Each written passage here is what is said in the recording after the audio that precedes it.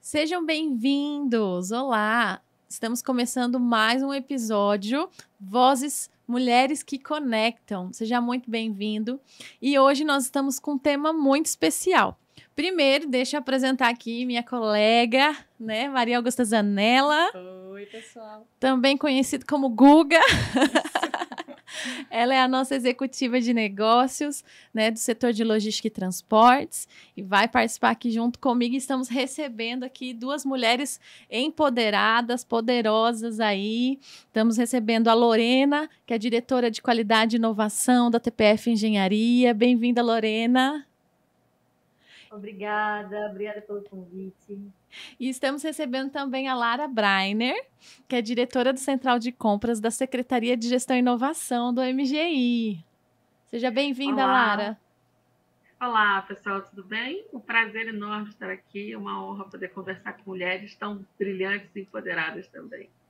Muito bom. Gente, e o nosso tema é como é ser mulher no mercado do setor privado e do setor público. Vamos compartilhar um pouquinho sobre esse tema. Também vamos falar sobre a entrada de mulher no mercado de trabalho. Vai ser muito proveitoso. Eu gostaria que vocês começassem, né, Lara e Lorena? Tá até engraçado, né, Lara e Lorena? O nome das duas. Gostaria que vocês compartilhassem um pouco conosco, né? Se pudermos começar por você, Lara. Um pouco sobre a sua história, né, sobre como é ser mulher no mercado de trabalho, principalmente no setor público, compartilhar um pouquinho conosco sobre a sua experiência. Prazer. Eu falo que é muito difícil, assim, sendo muito sincera, porque e muitas vezes a gente está arrancando a cabeça e tem que olhar e falar assim, precisamos ser Barbie, sorrir a cena e vamos ser felizes e plenas.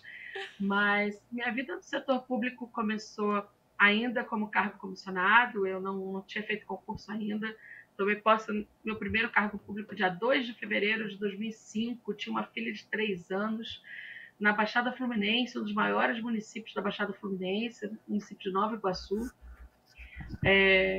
um ambiente extremamente masculinizado, ainda temos dificuldade de acesso de mulheres em cargos de liderança no setor público. E é engraçado que o primeiro convite que me foi feito foi assim, olha, a gente vai chamar você para ser procuradora-chefe porque a gente tem que colocar mulheres. E aí, como você é quase homem, a gente vai colocar você. Eu olhei aquilo para mim foi um soco no estômago, porque foi muito difícil ser chamada para ocupar o cargo porque você é quase homem. Eu juro que até hoje eu não entendo o comentário. Ou entendo, sei lá, e a gente é melhor fingir que não entende.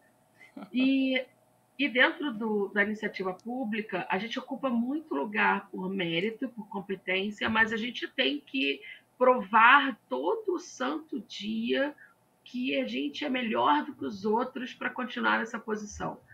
Porque quando a mulher erra, é assim, pô, ele errou, eu disse que não era para botar mulher. Quando o homem erra, tá tudo bem, ele errou, acontece, sabe? Então, é muito difícil, assim, eu não sei como é no mercado privado, porque eu estou no mercado público, mas para nós, no mercado público, a gente tem que todo dia provar. E você vai em vários eventos, principalmente nessa área de tecnologia e informação e na área, né, de engenharia, e você encontra muitos homens ocupando essas posições de liderança. E quando chega uma mulher, pergunta para você, mas você está acompanhando quem? Aí você fala, não, eu não estou acompanhando, sou eu sou a pessoa que vocês queriam que viesse.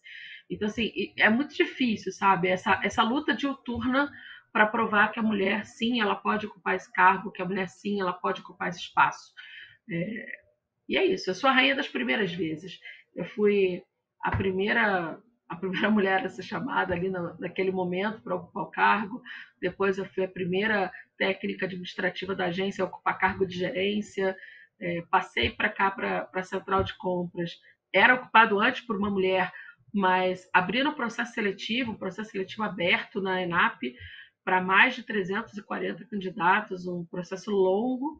Foram 3 fases escritas, 3 fases orais para chegar na pessoa que ia ser escolhida para ocupar a posição. Então, é como se você precisasse provar até que você tem competência para o cargo que você se predispôs a ocupar. Né? Então, é bem difícil. Mas sorria, cena e seja plena. É isso. Muito bom, obrigada, Lara. Lorena, você pode compartilhar conosco também? E aí, no seu caso, né, como é ser mulher no setor privado? Eu não sei se você teve experiência, né, assim como a Lara, de trabalhar no setor público, que foi um desafio. Meu Deus, se eu tivesse sido convidada para um cargo nessa situação, Lara, de verdade, eu não acredito que eu não sei nem como é que eu reagiria. Gente, percebemos que continua sendo um desafio, né, Lara? Pela maneira como você falou, isso de assim, matar um leão a cada dia é complexo e já te parabenizo aí pela tua força mental e psicológica, né, de se manter aí cada vez. Eu acredito até que acaba te fortalecendo, né? Pelo menos é essa impressão que eu tenho. Que você mesmo com essas adversidades não, mas essas dificuldades mesmo, né? Acaba se fortalecendo e conseguindo entregar o que a maioria das pessoas aí, pelo jeito, não acredita que entregaria, né? Exatamente. E eu vou mais. Eu tenho outro ponto que nessa fala, eu gosto muito desse ditado, matar um leão a cada dia. Por que eu gosto? Porque eu não quero matar uma leoa a cada dia. Eu quero matar um leão a cada dia, por aqui a gente abra mais espaços para outras leoas isso mesmo. estarem aqui, entendeu? Então eu falo isso sempre. Eu mato o leão a cada dia porque eu quero que os leões sejam diminutos e não porque eu acho que os homens não tenham que ocupar o espaço. Mas se nós ocupamos e representamos 52% da população do país, não faz o menor sentido nós ocuparmos menos de 1% dos postos de liderança. Isso não é justo, isso não é igualitário, isso não é equânime. Existem outras mulheres que têm competência, que têm capacidade, que poderiam estar aqui. Então, menos leões e mais leoas. Isso aí, muito bom.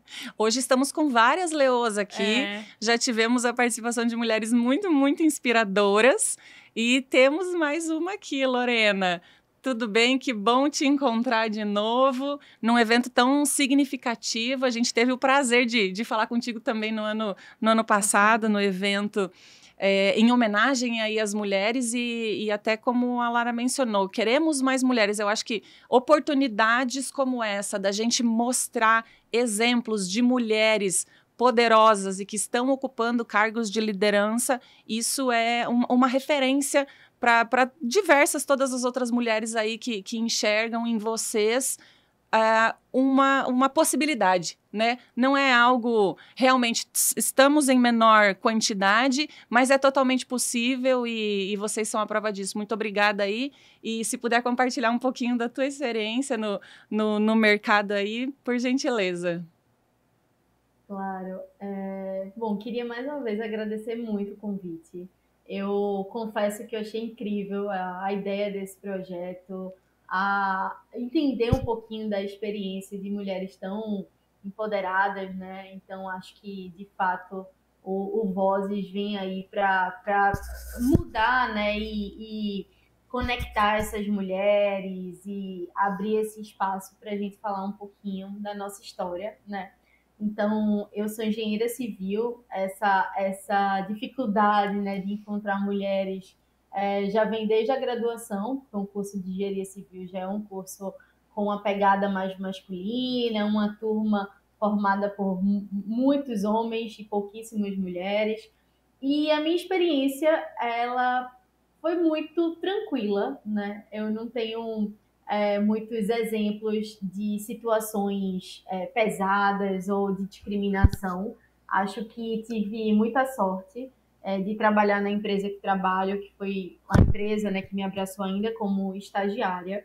E eu confesso que eu nunca me senti discriminada ou senti alguma dificuldade de avançar na carreira por ser mulher, enfim, por ser uma engenheira mulher. E acho que isso, de fato, né, me traz uma percepção, né, enviesada ou privilegiada com relação a esse assunto. Eu iniciei na TPF, engenharia ainda como estagiária, desenvolvi várias atividades, inclusive em supervisão de obras, né? Trabalhei como assistente de contratos de produtos, como a gente fala, com engenheiros, com gerentes homens, mas nunca me senti num clima que me trouxesse esse sentimento de discriminação ou algo do gênero. E fui crescendo, né, ao longo da minha carreira, pude perceber que estava numa empresa, estou numa empresa onde a gente tem uma estrutura de liderança também bastante diversa. Então, hoje a empresa ela tem quase 50% de mulheres, mesmo sendo empresa de engenharia consultiva. Uau. E a gente também percebe esse percentual nos cargos de liderança. E isso, esse movimento, ele é um movimento completamente natural, então a gente não tem uma política específica para isso, né, para desenvolver as mulheres ou para termos uma estrutura de cota ou, enfim, de metas nesse sentido. É um movimento natural e eu pude sentir isso desde o momento que eu iniciei na empresa, né, esse movimento natural e, enfim, tranquilo, né, se é que eu posso falar essa palavra, mas sim tranquilo com relação a essa questão do gênero, né, de ser mulher. Mas é engraçado porque depois que eu passei a ser diretora, né, de qualidade e inovação no começo do ano passado, e aí eu comecei a perceber o quanto isso era diferente num contexto mais amplo da engenharia, da tecnologia e da inovação. Então, é como se quando eu olho para fora, eu olho para outras empresas do nosso mercado, eu olho para um evento que trata de um assunto como inovação, como tecnologia, que envolve a autodireção, eu começo a perceber que eu estou ali sozinha, eu sou a única mulher, ou que tem mais um ali, ou que não tem mais nenhum ali. Eu começo a perceber uma forma, muitas vezes, de tratamento diferente, eu começo a ver um movimento sem entender o que essa jovem está aqui sentada na mesa, o que ela vai trazer para compartilhar aqui. Então, eu percebo esse estranhamento, essa diferença, quando eu olho da porta para fora, né? Da porta para dentro, eu realmente, graças a Deus, assim, escolhi uma empresa que me abraçou muito bem desde o começo. Na verdade, durante toda a minha trajetória de vida mesmo, eu não tenho muitos aspectos, né, específicos relacionados a isso, mas é impressionante como, de fato, o nosso ecossistema, ele ainda é muito carente de perceber mulheres em cargos de alta liderança, né, numa posição mesmo de diretoria, e o quanto isso é estranho, né? O quanto isso não é trivial. E o combo, né? Você ser mulher, você ser nova, é um combo, de fato, desafiador. Sim. E que nos traz aí esse espaço de fala e esse espaço de ocupar mesmo, que eu considero muito importante, de muita responsabilidade. Você trouxe um ponto bem importante aí, né, Lorena? Que inclusive é a segunda parte do nosso tema, né? Sobre as mulheres, né? Mulheres novas, né? Aí é claro que você está tratando de idade e realmente eu imagino que deve ser um desafio para você. E a falta de mulheres em liderança, né? Hoje a gente ouviu alguns números, né, aqui conversando com várias mulheres de várias empresas diferentes, e a gente começa a perceber que cada vez mais a quantidade de mulheres está mais equilibrada em relação a homens, mas quando a gente olha para um cargo de liderança, ainda realmente é um número bem menor, né? E aí eu queria entrar no tema de como que vocês veem, né? Como que é possível a gente impulsionar essas mulheres para avançarem, né? Como que a gente pode fazer para trazer e impulsionar a essas mulheres que estão hoje no mercado de trabalho para esse cargo de liderança, né? Como é que você vê isso hoje? Como é que é feito dentro da TPF? É muito, muito legal essa pergunta. Na TPF Engenharia, a gente tem essa cultura natural de contratação e de recrutamento de colaboradores diversos. Então, naturalmente, a gente tem esse movimento igualitário, equilibrado, desde os nossos cargos de diretoria até os nossos cargos de estágio.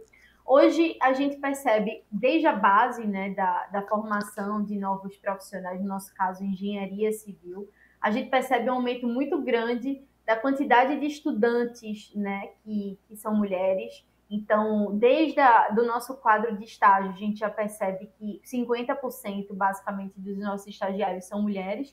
E como a TPF ela tem essa cultura de desenvolver os jovens dentro da própria empresa, então essa trilha, né, de mulheres já é formada desde o momento da contratação, na fase de estágio. E a gente percebe que essa evolução acaba trazendo um reflexo nos cargos de alta liderança, gestão corporativa, gestão de contratos, diretoria, especialmente quando a gente observa o ambiente corporativo, mais de 70% dos nossos colaboradores que trabalham na corporação da empresa são mulheres, né? Então, a gente percebe esse movimento desde a base, porque na nossa empresa a gente tem esse movimento de desenvolvimento e retenção de talentos, desde o momento que esses talentos ainda são estudantes.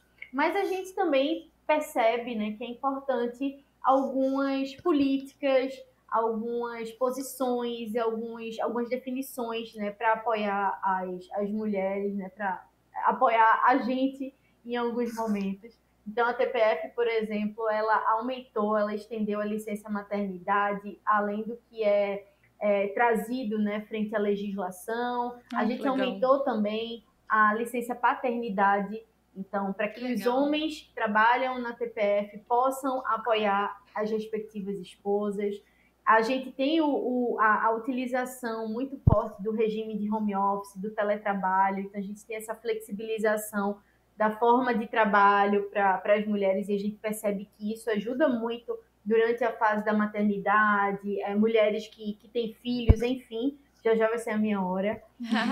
E a gente, de fato, traz essa cultura de perceber o que os nossos colaboradores, inclusive as mulheres, precisam para desenvolver e para crescerem profissionalmente e pessoalmente. Então, a gente está de olho, né, nas formas que a gente pode ajudar a evolução desses profissionais, especialmente nessa fase, né, de maternidade, nessa fase quando a mulher tem seus filhos, enfim, trazer essa flexibilização para que ela continue evoluindo dentro da empresa. Muito bacana. Não é de hoje já que a gente conhece aí os pilares da TPF. É muito legal ver uma empresa tão focada em pessoas, em inovação, né? A gente sabe que é outro foco aí, mas quando olha para as pessoas e olha para toda essa equiparação, isso é muito importante. Por mais que você falou, não há nenhuma uma política ou algo específico para isso, porque é algo muito orgânico na empresa, né? Então, essa questão da mulher e também do tema aqui dos jovens, enfim, dos estagiários, a gente já conhece algumas pessoas aí da TPF que entraram como estagiários, né? E foram efetivados e estão subindo de cargo. E é muito, muito legal ver que esta trilha continua, porque as pessoas vão subindo e a gente precisa de outras para ocupar os seus lugares, né? Então, quando isso continua, é muito, muito bacana ver e fiquei super surpresa com essa notícia, e essa eu não sabia, achei sensacional, do aumento do tempo de licença maternidade e paternidade também, porque eu sempre falei, gente, era o quê? 5 dias, né? Dos pais? Dos pais. Gente, o que são 5 dias, né? Obviamente que tem aí uma diferença um pouco grande em relação às demandas de pai e mãe, mas realmente é um tempo muito pequeno. E pensando em apoiar a sua esposa, né? A mãe do filho, enfim, isso é muito bacana, muito legal. E interessante ver como a gente antes aqui em algumas conversas a gente falou de rede de apoio, né? Então é muito bacana ver que a própria empresa acaba gerando uma rede, sendo uma rede de apoio, aquela coisa que não é algo que a mulher precisa se preocupar, né? Porque às vezes o empregador deixa de contratar pelo fato de ser mulher, pelo fato de vai engravidar e vai ter que ficar fora, e depois quando volta, e daí, né, perdeu um pouco aí do ritmo do trabalho, e tá desatualizada, enfim, tem algumas questões que são levantadas aí nesse momento, que é muito bacana ver como vocês têm um olhar diferente para isso. E é curioso como você disse, vai chegar a sua hora, e queria entender um pouquinho da Lara. A Lara tem filhos, Como é que foi para você, no setor público, esse momento? Entendemos aí as suas dificuldades, desafios do dia a dia. Imagino que este momento deve ter sido complicado também do teu retorno. E se pudesse falar um pouquinho de como foi isso? Eu falo que assim, é engraçado porque eu acabei escutando, né, os blocos anteriores, e é muito legal quando você vê que a tua história se repete em outros lugares. Mas no setor público a gente tem uma facilidade, né? Como a gente tem um pouco mais de proteção ao mercado de trabalho e faz parte do Estatuto dos Servidores, a proteção ao mercado de trabalho da mulher também, então a gente não tem prejuízo em relação à licença maternidade. Uhum. E é muito legal a questão do acolhimento. Então, assim, eu venho de um órgão, que é a Agência Nacional de Saúde, que não só respeita esse tempo da licença maternidade, como as mães têm direito a creche próximas à sede da agência. Que legal. Então, dá um conforto, né? Você poder saber que seu filho ou sua filha estão ali numa creche próxima, é um lugar que você pode ir na sua hora de almoço. Eu falo que período de adaptação na escola não é adaptação para criança, é adaptação para a gente. A gente fica triste quando a criança não chora, porque como que ele não está chorando? Ele fica longe de mim. Né? Então, você ter essa questão da criança estar ali, você poder na sua hora do almoço ir lá e olhar e ficar um pouco com ele, ter o respeito ao tempo da amamentação para as mães que são lactantes. Então, isso é muito legal, assim. E o acolhimento do setor mesmo, né? As pessoas acolhem, fazem chá de fralda e a gente se ajuda muito. E essa questão da rede de apoio, ela é fantástica. E como a gente tem a creche próxima, o trabalho também acaba sendo a rede de apoio da gente, né? Mas hoje meus filhos estão grandes, está falando da engenharia, minha filha faz engenharia de alimentos, meu filho está com 15 anos, passou também no colégio militar, então tão grande já, daqui a pouco estão cuidando de mim em pouco tempo. Mas é fantástico, assim, eu falo que eu não gosto da romantização do que é ser mãe, Sim. da maternidade, mas eu romantizo a nossa relação, não tem jeito, não tem como ser diferente, a mãe tem um amor incondicional pelos seus filhos, não vou dizer que uma mulher não é completa, porque a decisão é dela de ser mãe ou não, Sim. Mas eu vou te falar que é fantástico. É uma escolha que...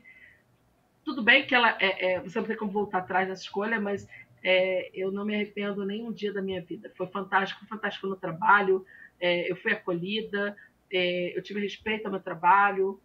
Ainda temos alguns setores, e não vou dizer que no serviço público isso não acontece, da escolha de homens versus a escolha de mulheres, porque mulheres engravidam e em pouco tempo ela está fora. Isso aconteceu com algumas amigas minhas, mas eu não posso dizer que essa foi a minha dor.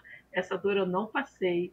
Eu fui muito bem acolhida. Acho que essa é a palavra mesmo, de acolhimento, sabe? Inclusive, a licença... A Lorena falou sobre a questão da prorrogação da licença maternidade. O meu filho, quando meu filho nasceu, essa prorrogação no serviço público aconteceu logo nesse períodozinho, porque eu lembro que eu ia voltar a trabalhar e aí o chefe do RH me ligou, Carlão ligou e falou: você não precisa voltar a trabalhar, você ganhou 60 dias. Eu falei: como assim eu ganhei 60 dias? E ele falou assim: não, saiu a lei, prorrogou aqui também, você vai poder ficar mais 2 meses em casa com seu filho. Eu falei: caraca! Então foi bem nessa época, para mim é bem marcante, porque eu já estava chorando de voltar. Já estava sofrendo com o retorno, né? Já estava sofrendo e falaram: calma, não precisa chorar agora, daqui a 60 dias você chora. Então foi bem, bem legal, assim. E Lara, para você, eu acho que a visão do setor público para impulsionar novas mulheres, né, que como a Lorena compartilhou um pouquinho ali, nossa, até gaguejei aqui, a Lorena compartilhou um pouco ali sobre o crescimento, né, que é algo orgânico. Como é a sua visão sobre o setor público nesse sentido? Acho que a Lorena, você ia comentar alguma coisa, né? Eu ia comentar que, com a fala da Lara, eu lembrei que a TPF também definiu um piso, um padrão, um valor padrão para auxílio creche, acima dos valores cobrados ou estipulados pelos sindicatos, e o tempo também. Então, como a TPF é uma empresa nacional e que há muita discriminação, muita variação, né, com relação às diferentes convenções, então é diferente o tempo e o valor do auxílio creche numa convenção de São Paulo quando se compara a Recife, por exemplo, é bem, bem diferente. E acho que uma outra iniciativa que ajuda muito, né, essa fase de nós mulheres foi essa padronização mínima de auxílio creche e também de tempo, né, desse benefício. Acho que isso também traz um conforto para a gente nesse momento, né, da nossa vida. Ter um auxílio creche definido independente da região, né, por causa das convenções, isso realmente faz uma diferença. Né? A gente aqui tem várias pessoas em várias regiões do país, sabe, né? Cada um com... A gente percebe essa disparidade mesmo, realmente, dos sindicatos e convenções e tudo mais. Muito bom. Essa parte é melhor da iniciativa privada, eu tenho certeza, independente da empresa. Porque o nosso auxílio creche é de R$ 89,00 com desconto de 11. Então é isso. Nossa. É melhor. Vamos mudar o assunto. Deixa pra lá. Mas essa parte de abrir espaço para mulheres no mercado público, ela vem crescendo no último ano. É uma coisa que, assim, as mulheres que faziam parte, que conseguiram quebrar essa casca, que conseguiram quebrar essa barreira, elas vêm crescendo e vêm conseguindo abrir espaço para outras mulheres. Mas em cada poder você tem uma resistência diferente. Vamos aí a exemplo do Supremo. Eu não estou entrando no mérito da escolha, mas foi aposentada uma mulher e foi colocado um homem no lugar. Então, dos 11 ministros, a gente não tem uma representação equitativa das mulheres. No STJ, isso se replica. As mulheres, elas têm uma ascensão ao judiciário por concurso, e na promoção ao cargo de desembargadora, a gente não tem essa equiparação. Então, toda vez que a gente precisa de um processo discricionário decisório, a gente acaba ainda sendo preterida. Tem uma fala que é muito forte para nós, mulheres do serviço público, cada mulher que sobe leva uma consigo. E é o que a gente tem conseguido fazer. Tanto que, no meu caso, eu trabalho no ministério onde a ministra é uma mulher, sua secretária executiva é uma mulher, eu sou diretora, minha substituta é uma mulher, a substituta dela é uma mulher. Então, a gente tem tentado manter o mantra e deixar de ser um mantra apenas de fala, mas de prática diária, de realmente abrir espaço para mulheres. E uma coisa que eu deixo, e já que, né, como a gente consegue motivar outras mulheres, não é a palavra vitimizar, mas assim, não se coloquem numa posição de diminuição. Se existe uma oportunidade de vaga, se candidate a ela, porque muitas das vezes a gente acaba não ocupando os espaços que são abertos porque a gente não tem a mulher que se candidata. Então, vá lá, lute, brigue pelo seu espaço, vamos começar a ocupar um espaço que também é nosso e nos aproximar de um dos ODS, que é um dos Objetivos do Desenvolvimento Sustentável da Agenda 2030, que é justamente isso, o fortalecimento do empoderamento feminino, do espaço da mulher. Nós somos, sim, e merecemos esse espaço. Que legal. É curioso que em todas as nossas conversas aqui, essa foi uma pauta que voltou à cena, voltou à conversa, e essa questão de como muitas vezes as mulheres acham que não são capazes, né? Então, eventualmente aí na abertura de uma vaga, vai lá conferir quais são os requisitos. Não, acho que não é para mim. Acho que não posso. Não, ainda não. Será que eu vou conseguir?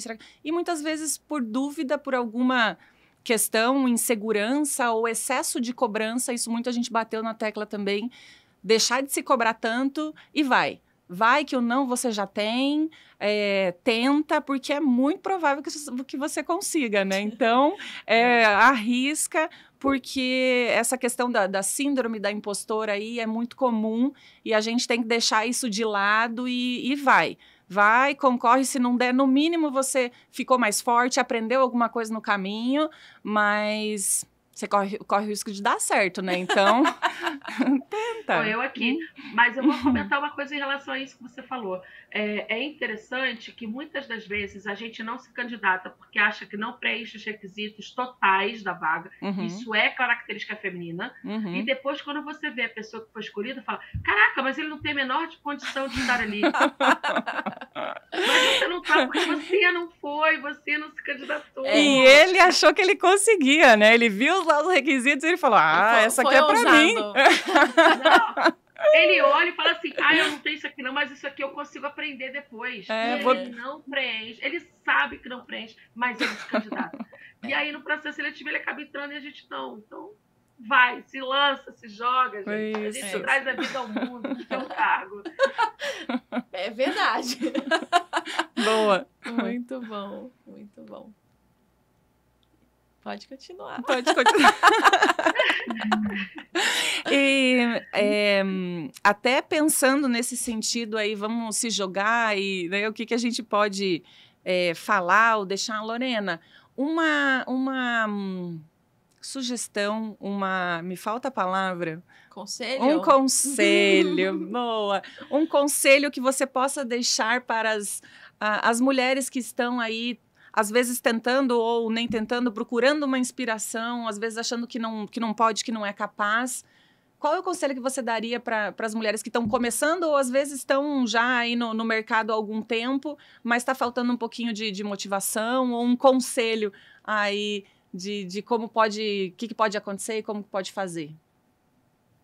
Eu acho que eu também estava ouvindo aí, né, as palestras, enfim, as apresentações anteriores, e acho que foi muito que a Lara comentou agora também, que assim, acredite em você, sabe?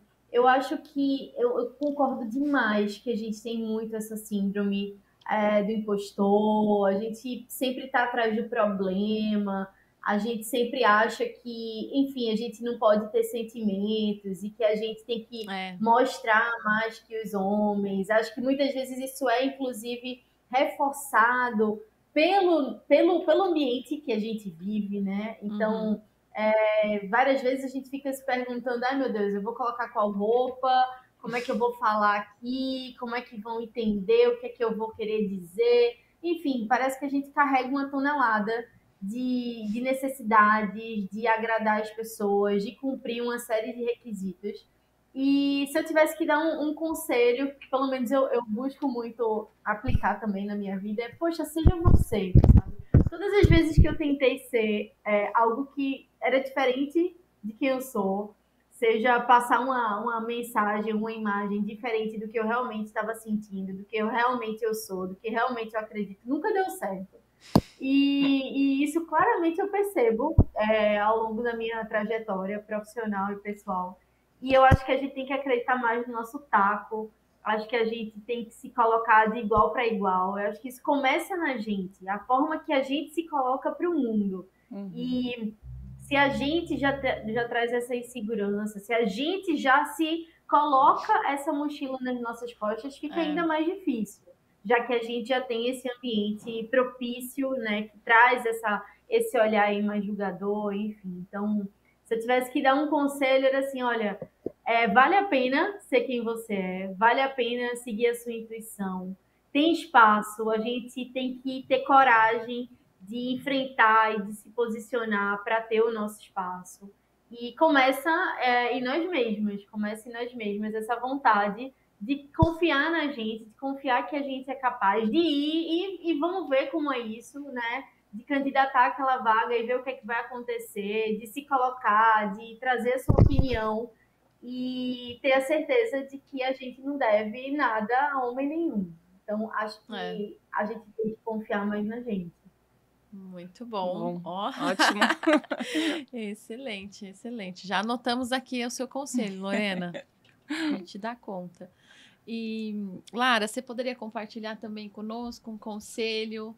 Acho que para você ainda é mais desafiador, né? Porque realmente a gente não vê muitas mulheres na política, no serviço público, né? Não sei, a minha percepção pelo menos é essa.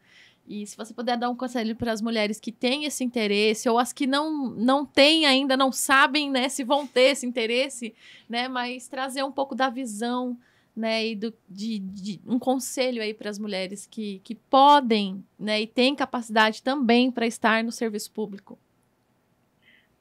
Eu vou começar falando que, assim, na verdade, a gente tem muitas mulheres no serviço público, porque o acesso ao serviço público ele é um acesso isonômico e democrático por meio do concurso. Então, nós temos muitas mulheres no serviço público. A questão é o acesso aos cargos de chefia, aos cargos de liderança. Esses é que são mais difíceis, esses é que são os mais complicados da gente acessar. Sim. Uma coisa que eu sempre digo é: não deixe de se posicionar. Trace o seu objetivo. Eu vou citar um caso que aconteceu comigo. Eu tinha um chefe, ele não era homem no sentido do passado, de não ser mais homem. Ele era homem, ele era meu chefe, né?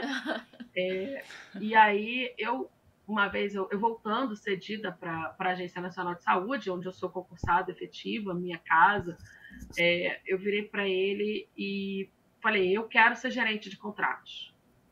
E ele virou para mim e falou assim: não. Eu falei: oi? Como não? Por que não? E aí ele virou, a primeira frase dele foi: porque técnico não pode ocupar cargo de gerência. Eu falei: está escrito aonde? Foi a primeira pergunta. E aí ali começou aquele embate. E ele disse para mim uma frase que foi assim: você não deve dizer aonde você quer chegar. Eu falei: errado. Eu não só devo dizer aonde eu quero chegar, como isso para você então sirva de aviso. Eu vou chegar. O tempo passou, eu assumi o cargo depois de um tempo, e quando eu assumi o cargo, eu fiz questão de ligar para ele e falar: saiu hoje a portaria de nomeação da minha ocupação do cargo de gerente, aquele cargo que você disse que era para eu não dizer onde eu queria chegar. Então, não se acanhem, não se intimidem por ninguém, nem por mulher e nem por homem. Se você tem um objetivo, trace o seu objetivo. Você não pode deixar que os outros definam o seu limite. O seu limite só você pode definir. Você é a única pessoa que pode dizer aonde você vai, como você vai. O quando não cabe a gente. A gente tem, às vezes, um caminho um pouquinho mais longo. Mas aonde você quer chegar, é você que faz o seu caminho. É você que faz a sua história. Eu sempre digo isso. Hoje, eu sou dona da minha história e eu não permito que uma outra pessoa diga para mim como eu devo me portar, ou aonde eu posso ou eu não posso estar. E isso para nós também precisa estar muito bem definido, porque eu vou citar um momento aqui, fazer um parênteses. A gente vive uma sociedade muito machista, isso não é uma novidade para absolutamente ninguém. Só que, por exemplo, quando você tem as decisões que são tomadas fora do horário de trabalho, elas são tomadas entre pessoas que saíram para beber. E, naturalmente, você não convida uma mulher. Naturalmente, os homens saem juntos e decidem juntos. Uhum. E uma vez tinha um grupo, né, de homens saindo e tal, e eles falaram: vamos não sei aonde. Eu falei assim: eu vou junto. Aí eles pararam, arregalaram o olho e falaram assim: não. Eu falei: sim. Falei: se vocês vão para definir o futuro de um local onde eu estou integrada, eu tenho direito de estar aonde essa decisão vai ser tomada. E aí eu brinco falando que eu sou a rainha de botar o bode na sala, né? E ficou aquela situação desconcertante, assim, do tipo assim: caraca, ela se convidou, o que a gente faz agora? Não dá para falar para não ir. Não dá para falar e não dá para falar também vai, né? E aí eu falei assim: isso é para mostrar para vocês que, assim, primeiro, eu não vou onde vocês estão indo, eu não quero ir com vocês para o meu local de trabalho. Eu devo o direito a mim mesma de ter vida pessoal fora do meu local de trabalho, vida essa definida por mim. Mas eu queria que vocês fizessem essa reflexão. Eu acho que os homens precisam fazer essa reflexão. E nós, mulheres, também. Sim.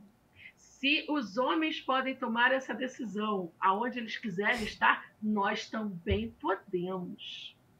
E nós também temos esse direito. Um outro ponto que é interessante, e não se culpem quando isso acontece, é assim: a gente precisa E tem muito evento realmente fora do nosso local, do nosso ambiente de trabalho e fora do nosso horário de trabalho, são fato. Mas quando é o homem que participa disso, está tudo bem. Quando a mulher participa, ela é julgada, ela abandonou a casa dela. O filho dela não está dando certo porque ela não está em casa para cuidar dele. Acabou, a gente já vive uma outra sociedade, gente. Vamos deixar esse discurso para trás, que ele já não é nem mais bonito. Né? Se aquele foi um dia aceitável, porque bonito para mim ele nunca foi, mas se aquele foi aceitável algum dia, ele não cabe nos dias de hoje. Né? O filho não é feito sozinho. Nós damos a vida, nós geramos uma vida, mas a gente não fez esse filho sozinho. Esse filho é dos dois. Né? Então, tanto o homem quanto a mulher tem o dever de cuidado do seu filho. Então, se a mãe dessa criança não pode neste momento, o pai dessa criança tem que atuar. A rede de apoio não pode ser só a família da mãe. Isso é uma coisa que a gente ainda vê muito. Fala assim, a mãe da criança fala assim, eu não vou poder pegar o filho da escola. E é a mãe dela que dá o suporte. E eu não estou dizendo que seja errado ela ter a rede de apoio, mas eu estou falando que a gente também precisa cobrar mais do homem que a gente escolheu para ser o pai dessa criança. Porque ele também tem responsabilidade. Né? É isso. Eu falo muito. Eita. Muito bom. Foi muito prazeroso, uma honra receber vocês aqui. Dava pra gente ficar falando a noite inteira, mas infelizmente a gente precisa encerrar. Muito obrigada por vocês compartilharem, né? Compartilharem a experiência, a vida de vocês. E a gente gostaria de entregar um mimo para vocês, um presente. Vai chegar aí na casa de vocês, mas eu e Guga vamos abrir aqui para vocês já verem, que já está aqui com o nome de vocês. É para essa câmera aqui, né? Essa. Olá! É um troféu, ó. Que vocês merecem. Com o nome de vocês. Porque vocês são mulheres que nos inspiram. Oi? Vocês inspiram a gente também. Vai chegar em Recife, vai chegar em Brasília também para você, Lara. Vocês realmente são mulheres que inspiram, a história de vocês nos inspiram, né? A gente se anima em ouvir, em ver mulheres tão engajadas, em impulsionar outras mulheres, impulsionarem talentos. Muito obrigada por vocês compartilharem, estarem aqui conosco, viu? Obrigada, gente. Agradeço. É muito gratificante estar com vocês aqui, mostrar para mais pessoas que é possível e que para mais mulheres, né? Existem mulheres em cargo de liderança com essa força, com esse empoderamento e ninguém pode dizer onde que a gente pode ou não chegar. É isso não aí. é? Obrigada. Foi muito, muito bacana a oportunidade de estar com vocês. Obrigada, viu? Obrigada, gente. Obrigada mesmo. Sempre que quiserem, eu estou à disposição.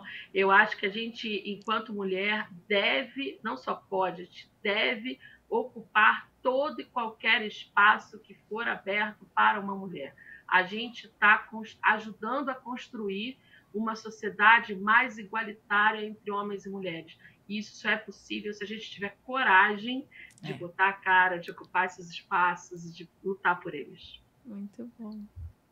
Queria agradecer muito também o convite, queria parabenizar essa iniciativa tão importante para, de fato, criar esse ambiente, ecossistema para as mulheres, mostrando cases profissionais que estão nessa área, ocupando esses cargos de liderança. Contem comigo para todas as iniciativas e muito obrigada mesmo pelo espaço, pelo convite. Sempre bom estar com vocês. Obrigada, Sempre. Obrigada. gente. Tchau, tchau. Até. Tchau. Tchau.